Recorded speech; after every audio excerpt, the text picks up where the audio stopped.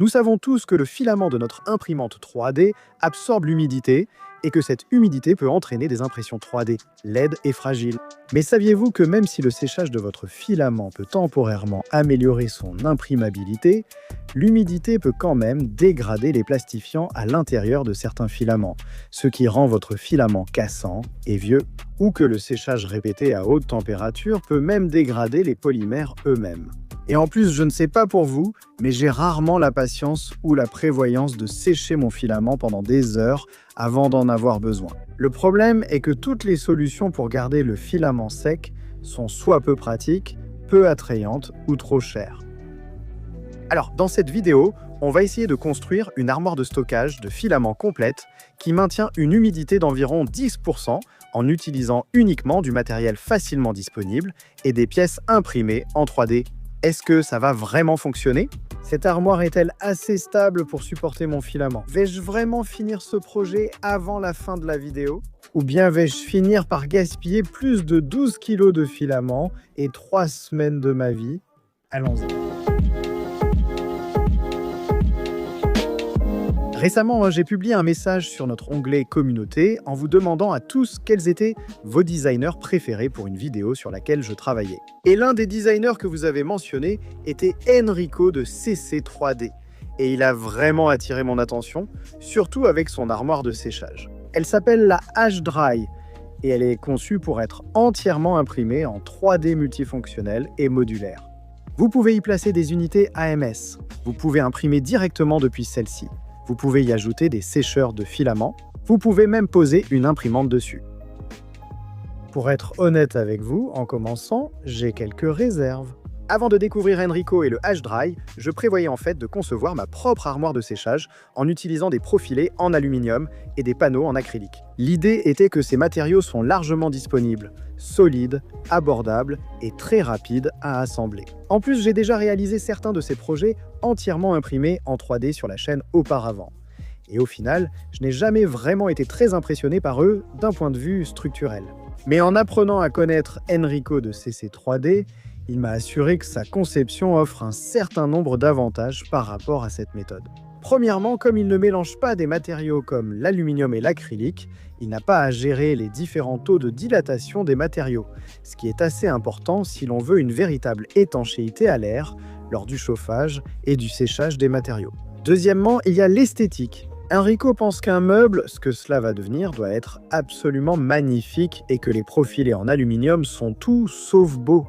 Et franchement, je ne vais pas discuter avec un Italien en matière de design et de style.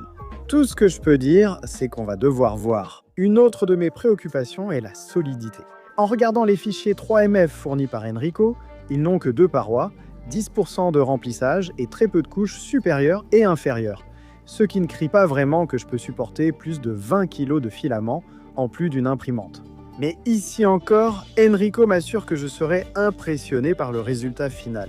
Et ma dernière préoccupation, je veux aborder l'éléphant dans la pièce avant que vous ne le tapiez tous dans les commentaires. Cette armoire sèche, du moins avec la capacité de 20 à 30 bobines que j'espère lui donner, ne sera pas bon marché. On parle d'environ 60 à 100 $ de filament par module, selon le type de filament que vous utilisez, et encore plusieurs dizaines de dollars ou plus pour le matériel, les roulements et l'acrylique. Et cela avant même d'ajouter les sèche-filaments à l'intérieur. Maintenant, si vous construisez plusieurs unités comme je l'espère, cela représente beaucoup d'argent. Peut-être serait-ce moins cher de le construire avec d'autres matériaux. Mais en considérant que des solutions comparables achetées en magasin commencent à coûter des centaines de dollars pour seulement 4 bobines et peuvent coûter plusieurs milliers de dollars pour des unités plus grandes comme celle-ci, c'est en fait assez compétitif. Imprimer des objets en 3D soi-même n'est pas toujours une question d'économie. Personnellement, payer plus ne me dérange pas si j'ai plus de fonctionnalités.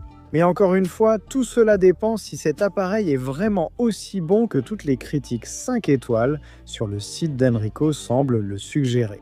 Il n'y a vraiment qu'une seule façon de le savoir, alors parlons de l'impression des pièces. Donc pour ma construction, je vais principalement utiliser le Fiboron PETG RCF de Polymaker pour sa rigidité et sa résistance à la chaleur. Et ensuite, je vais l'associer avec du Prucament PETG pour une superbe couleur d'accent. Et partout où j'aurai besoin d'une résistance à la chaleur particulièrement élevée, je vais probablement ajouter des touches d'EPC, PCCF, PA, HTCF, et ainsi de suite, selon ce que j'ai en stock. Maintenant, ma haine pour le PETG est devenue légendaire. Mais j'ai fini par le choisir pour plusieurs raisons différentes. Tout d'abord, la fibre de carbone le rend vraiment supportable à imprimer, même dans mon environnement humide, et ensuite, c'est très abordable. Troisièmement, ce projet est déjà conçu pour les taux de retrait du PETG. Et enfin, le PETG peut être imprimé sur une imprimante ouverte, ce qui me donne beaucoup plus de flexibilité quant aux machines sur lesquelles je peux l'imprimer. Ce qui m'amène aux imprimantes. Comme je prévois de construire 3, voire 4 de ces unités les unes sur les autres, ça va être un projet absolument énorme avec littéralement des centaines et des centaines d'heures d'impression. Alors, à cause de cela, et parce que j'ai une date limite pour cette vidéo, j'ai dû solliciter l'aide de pratiquement toutes les imprimantes de mon studio et de ma ferme d'impression. Cela m'a donc permis de comparer la qualité d'impression et la fiabilité de plusieurs de mes machines, toutes à des prix différents. Mais tout au long de ce processus, l'une des machines qui m'a le plus impressionné, surtout pour son prix ridiculement bas, c'est la nouvelle Centauri Carbon 2 du sponsor de cette vidéo, Elegoo. Non seulement la Centauri Carbon 2 est livrée avec une buse en acier trempé, ce qui était très important pour ce projet, mais c'est aussi l'une des seules imprimantes que j'ai dans le studio, qui peut monter jusqu'à 350 degrés Celsius sur la tête d'impression, ce qui rend possible l'utilisation de matériaux plus exotiques comme le PCCF et le PA-HTCF que nous allons utiliser plus tard dans le projet.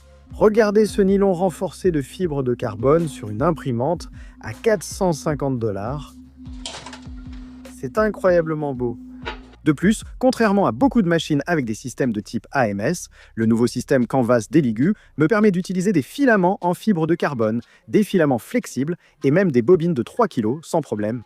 Je peux aussi ajouter des touches multicolores en utilisant des filaments en fibre de carbone, comme vous le voyez, ce que j'ai souvent fait dans ce projet.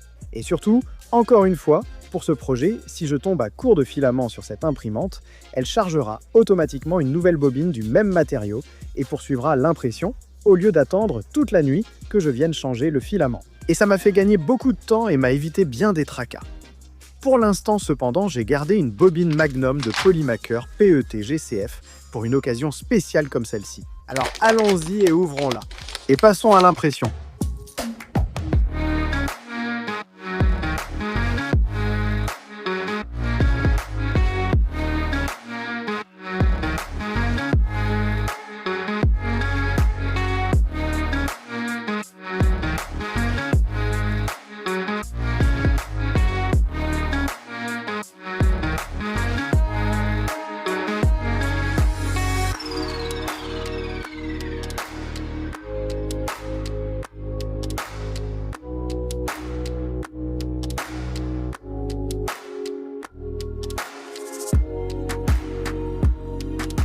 Eh bien, ça n'a certainement pas duré très longtemps pour le Polyphone. Allô, Polymaker? Oui, tout le filament. Quoi? D'accord, bonne année. Non, oui, c'est de ma faute. Je devrais vraiment planifier mes projets plus à l'avance. Alors je suppose que je suis obligé de faire le sacrifice ultime. Quoi? Non. Non, je veux juste dire que je vais utiliser tous mes filaments chers et exotiques pour ce projet. Mais ça ne va pas être joli.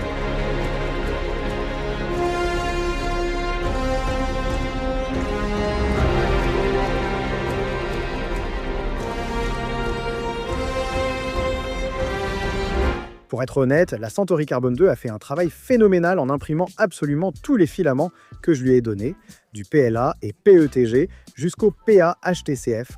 Comme vous le verrez plus tard dans la vidéo, certaines pièces imprimées sur les imprimantes les plus chères du studio n'ont pas eu d'aussi bons résultats. Maintenant, je ne sais pas si c'est parce que l'imprimante fait une calibration automatique du filament, ou peut-être parce qu'Elegoo propose de très bons profils dans leur version modifiée du slicer, mais c'était vraiment différent de l'expérience habituelle que j'ai avec les imprimantes en préversion.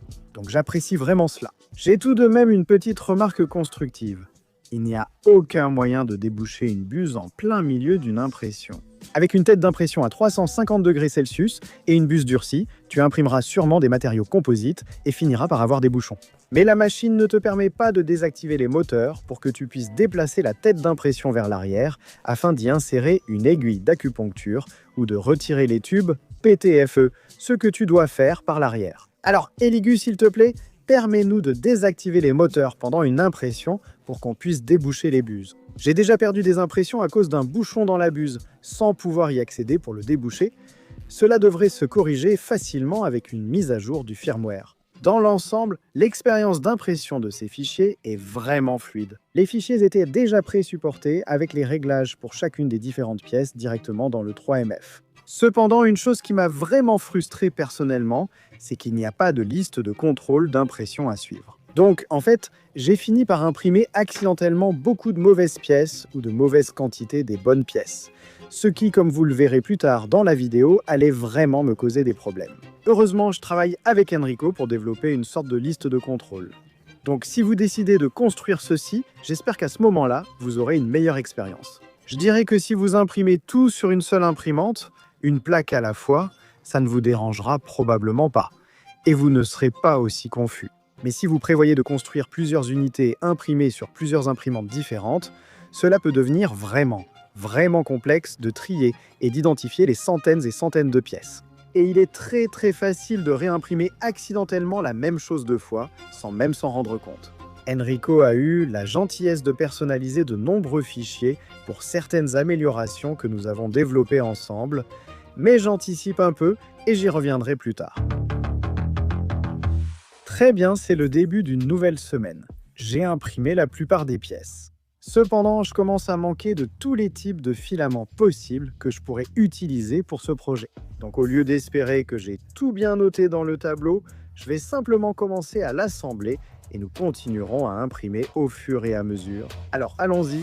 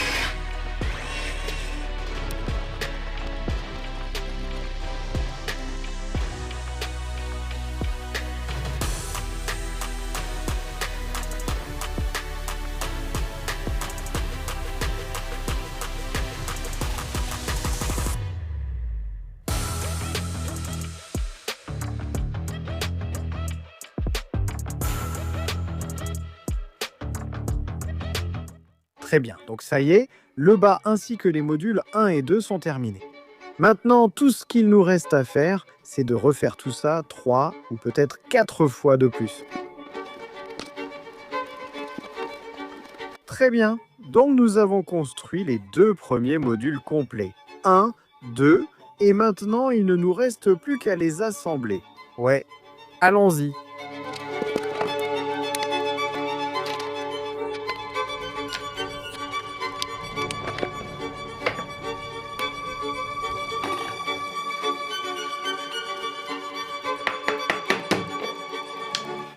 Alors, j'ai fait une erreur. Quoi? Jonathan, tu sais? Jamais. Alors, j'étais tellement pressé d'imprimer tout pour ne pas être ralenti. J'ai juste commencé à suivre ma liste et à imprimer, tu sais, plusieurs exemplaires des mêmes choses, sans prendre le temps de réfléchir au fait que je pourrais ne pas avoir assez de filaments pour finir. Donc, ce qui s'est passé au final, c'est que j'ai des doublons de, disons, de cette pièce et cette pièce, mais je n'ai pas encore fait cette pièce ou celle-là. Donc maintenant, il se peut même que je ne puisse pas terminer tout le projet. Un peu plus tard. D'accord? Donc on est à court de filaments, c'est sûr, mais je fais quelque chose de malin qui, je pense, pourrait sauver la situation. Donc, on a pas mal de nylon et d'asa fibres de carbone, comme celui-ci de Filamentum, qui n'est pas vraiment noir. Et si on a ça, on pourrait peut-être finir le projet. Donc ce que je fais, et je trouve ça plutôt malin, c'est que je prends des chutes de matière très noires du même type, que ce soit du nylon ou de l'ABS. J'utilise ça pour faire la première couche, puis je fais le reste de l'impression avec ceci. Ce sera caché à l'intérieur. Je peux toujours passer un coup de peinture en bombe juste à l'intérieur. Et j'espère que ça va me permettre d'utiliser ce filament gris dont j'ai quelques kilos et ça pourrait nous permettre de finir le projet. Voyons voir. Le lendemain, Très bien, nous sommes de retour pour une nouvelle journée avec un nouvel ensemble de défis. Nous sommes à court de joint en mousse. Je croyais en avoir commandé assez, mais non. Pourquoi mes projets se passent-ils toujours ainsi? Quoi qu'il en soit, le vendeur mettrait 2 semaines à en envoyer d'autres. Et il ne leur reste plus qu'un rouleau, comme indiqué sur AliExpress. Donc à la place, j'imprime les joints avec ce Fœtus TPUR. J'en ai imprimé quelques-uns plats. Je vais aussi essayer d'en imprimer dans la forme exacte que je veux et je vais les mettre à la place et ça a l'air de fonctionner. Je veux dire, on verra bien comment ça isole quand on mettra ce truc en marche et que tu sais, on essaiera de déshydrater à l'intérieur. Mais jusqu'à présent, crise évitée et je pense qu'on pourra peut-être finir d'imprimer toutes les pièces avec les différents nylons que j'ai. Donc, je me sens plutôt bien.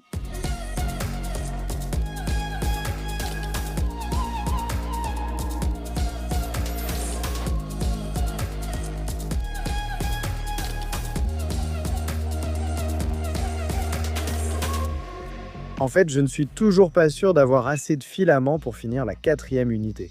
On va juste devoir voir. Mais pourquoi ne pas assembler le dessus maintenant? Ainsi, on pourra le fermer à la fin de la vidéo.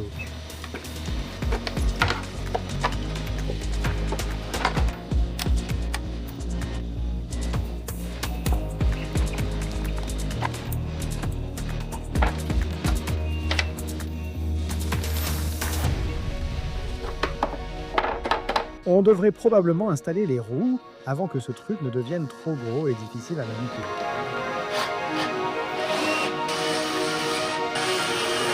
Très bien, mettons tous les accessoires à l'intérieur.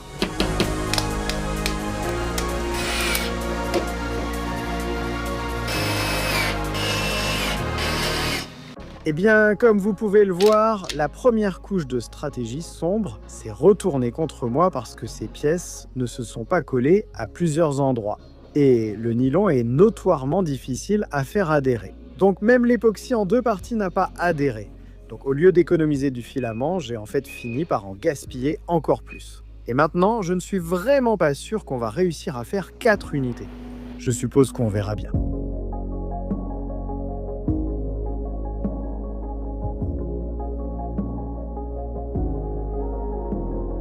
Très bien, donc j'essaye maintenant d'imprimer les pièces pour la 4e unité.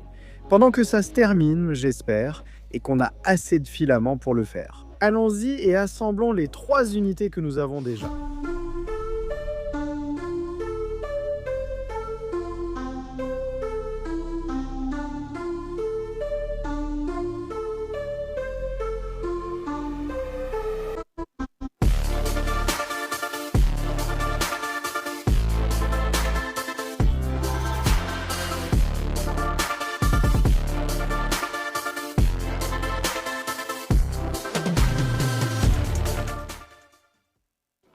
Et je suis de retour. Waouh, quel tourbillon ce projet a été. J'ai vraiment mérité ce t-shirt et si vous pensez en avoir besoin aussi, le lien est dans la description. On en vend.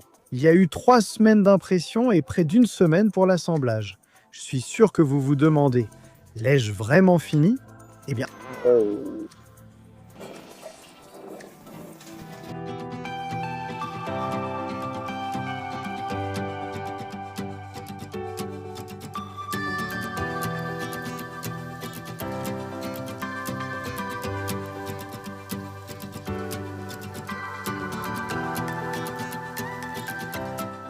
donc pour la plupart, la construction elle-même est terminée. Mais malheureusement, malgré le fait d'avoir travaillé la nuit, les week-ends et même d'avoir eu recours au travail des enfants parfois, je n'ai tout simplement pas pu terminer ce projet à 100% à temps pour cette vidéo, comme vous pouvez le voir. D'une part, soit j'ai égaré, soit je n'ai tout simplement pas reçu certains des aimants que je pensais avoir pour pouvoir finir les portes.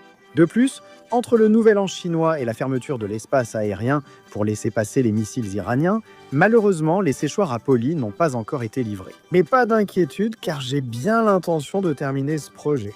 En plus, Enrico et moi allons tester une méthode vraiment intéressante pour le séchage, en utilisant beaucoup moins d'énergie que les séchoirs électriques, grâce à une boucle de déshydratant. Je ne sais pas encore si ça va finir dans une autre vidéo complète sur cette chaîne ou même sur la deuxième chaîne, ou peut-être juste dans quelques YouTube Shorts sur cette chaîne. Ça dépend un peu de combien vous aimez et réagissez à cette vidéo.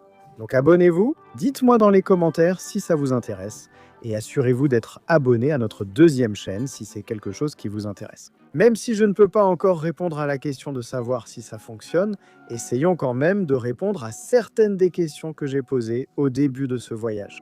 D'abord, est-ce que ce truc est assez stable et bien construit pour contenir plus de 20 kg de filament? Et plus important encore, en supposant qu'il garde le filament au sec lorsque je le ferme vraiment, est-ce que ça valait le temps, l'effort et l'argent dépensé pour le construire?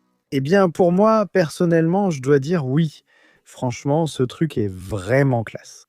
La façon dont les pièces s'assemblent, le niveau de modularité et d'évolutivité, et simplement la quantité de réflexion et d'attention portée aux détails dans cette conception, le H-Dry n'a absolument rien à voir avec ça.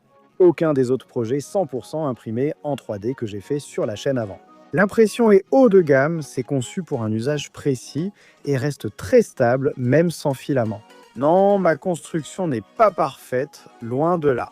En voulant rapidement imprimer tous les filaments pas encore bien réglés pour mes imprimantes, j'ai dû réparer des couches fissurées lorsque j'ai serré les vis. Aussi peut-être parce que j'ai combiné différents types de plastique avec des taux de rétrécissement différents, les portes ne se ferment pas complètement et je vais devoir faire quelques ajustements et réparations à ce niveau-là. Aussi, le fait d'avoir dû mélanger et assortir différents filaments que j'avais sous la main a donné ce genre de patchwork avec plein de nuances différentes de noir, mais pour être tout à fait honnête, j'aime bien le résultat. Je pense que ça raconte une histoire, mais j'aimerais aussi beaucoup avoir votre avis honnête dans les commentaires ci-dessous. Alors, laissez-moi un commentaire et dites-moi ce que vous en pensez. Mais au pire, je peux passer un coup de peinture noire mat en spray. Ça n'est pas un problème, et oui, je me rends compte que certaines des pièces imprimées sont assez moches. Mais la bonne nouvelle, c'est que toute cette armoire a en fait été assemblée sans aucune colle. Et elle est conçue de telle manière que vous pouvez littéralement retirer et remplacer n'importe quelle partie sans avoir à tout démonter. Ce qui est plutôt impressionnant si vous voulez mon avis. La question est donc de savoir si vous devriez en construire une vous-même ou non. Après tout, ce projet a nécessité beaucoup d'impression et beaucoup de travail d'assemblage. En gros, l'équivalent d'une semaine de travail complète pour en construire une de cette taille. Et honnêtement, je ne suis même pas fâché à ce sujet. Si vous êtes comme moi, quelqu'un qui adore construire des choses, alors vous allez vraiment apprécier cette construction. Je peux dire que j'ai vraiment ressenti cela. J'ai particulièrement apprécié le fait que toute la construction utilise le même type de visserie du début à la fin, ce qui élimine les approximations et la recherche fastidieuse de pièces qui peuvent rendre certains montages, comme celui d'une Voron, si décourageant. Et les instructions, bien qu'elles fassent 103 pages rien que pour l'unité de base, étaient tellement simples et agréables à suivre que même mon fils de 5 ans a qualifié ce montage, je cite, de fastoche. Cela dit, il y a quelques points que je vous conseillerais de faire différemment si vous décidez de construire votre propre unité H-Dry. Tout d'abord, il est absolument essentiel de mieux organiser les pièces pour éviter les erreurs d'impression ou les doublons. Mais j'espère qu'Enrico publiera le tableau des pièces que j'ai commencé à créer pour lui, ce qui vous aidera tous à ce niveau-là. Deuxièmement, à moins que vous ne réalisiez une vidéo à ce sujet avec une date limite, je vous recommande vraiment d'imprimer une unité à la fois et de l'assembler. Premièrement, c'est simplement pour comprendre comment tout fonctionne et s'assemble, plutôt que d'essayer d'imprimer tout en grande quantité dès le départ. Troisièmement, comme c'est souvent le cas avec les projets que je réalise sur la chaîne, j'aurais aimé faire un bien meilleur travail en rassemblant à l'avance tout ce dont j'aurais besoin pour la construction et en vérifiant 2 fois que je l'avais vraiment.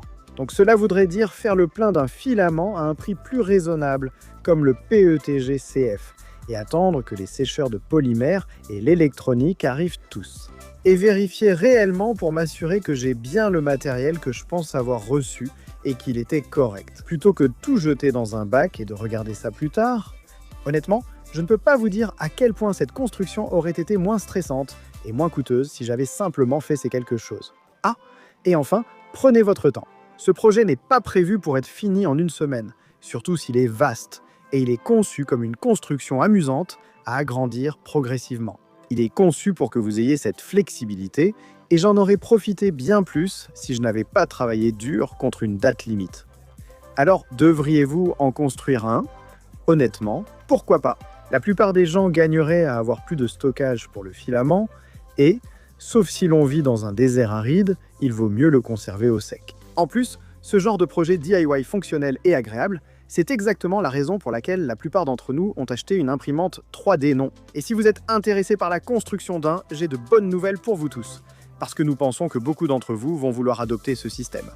Enrico de CC3D a très généreusement proposé d'offrir aux spectateurs de TNL une réduction de 40% sur l'ensemble du système, ce qui fait descendre le prix à seulement 41 € au moment de cet enregistrement.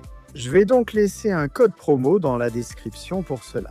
Et non, je ne touche aucune commission d'affiliation ni rien de ce genre, et cette vidéo n'est en aucun cas sponsorisée par CC3D. J'ai toujours pensé qu'il était vraiment important d'utiliser ma plateforme pour promouvoir les créateurs qui développent des choses sympas pour la communauté et les aider à gagner un salaire décent grâce à leur travail. Donc pour les quelques-uns d'entre vous qui n'aiment pas payer, même pour les modèles de la plus haute qualité, ou qui pensent que tout ce que vous imprimez en 3D devrait être gratuit, arrêtez ça!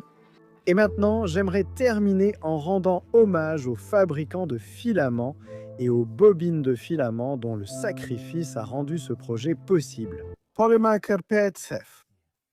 Polymaker PETG-CF 3 kg. Seigneur, aie pitié! Polymaker Insatiev. Les frères Prussiment PETG. Bamboo Lab HTCF. Quel gâchis tragique. Soraetech Abesgef. Noctuopadus KF. Spectrum P12 TF. Ils étaient si jeunes. Ezompadus TF.